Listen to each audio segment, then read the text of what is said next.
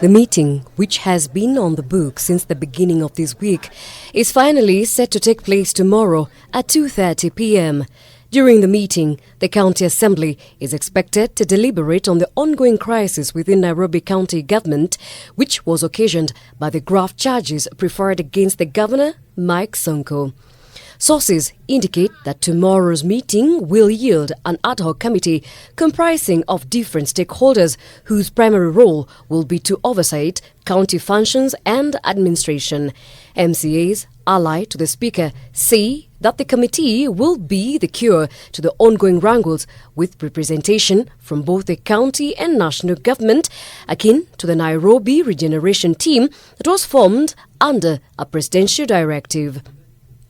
Nairobi is special and unique in the sense that it seats both the national government and the county government.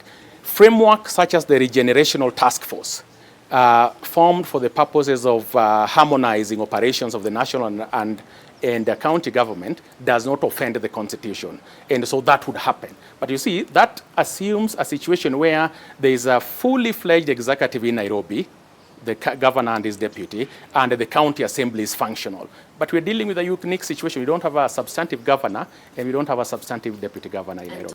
And in a related development, following the release of the Gazette notice regarding tomorrow's sitting, a press statement followed shortly from the office of the county secretary convening a meeting of all county chief officers and county directors on the same day at 9 a.m. According to the statement, the meeting will discuss, among other issues, revenue collection, waste management, roads improvement, pending bills and supplementary budget, bursary reports, staffing matters, and upcoming devolution conferences. Earlier in the day, there was a flurry of meetings in the city with different legislators from across the political divide expressing varied views. A section of members of parliament now calling on both the president and former Prime Minister Raila Odinga to intervene in the crisis. We want to call upon the president and his brother Raila Odinga, because the city county of Nairobi composes of the two big parties, that's Jubilee and ODM, to put in place immediate mechanism on how to resolve the crisis in the county itself. At City Hall, following Speaker Beatrice Elachi's stand Tuesday, including an announcement that officials suspended by the embattled governor resume office, seemed to have stirred the hornet's nest. Return of county employees who were sent away on corruption charges.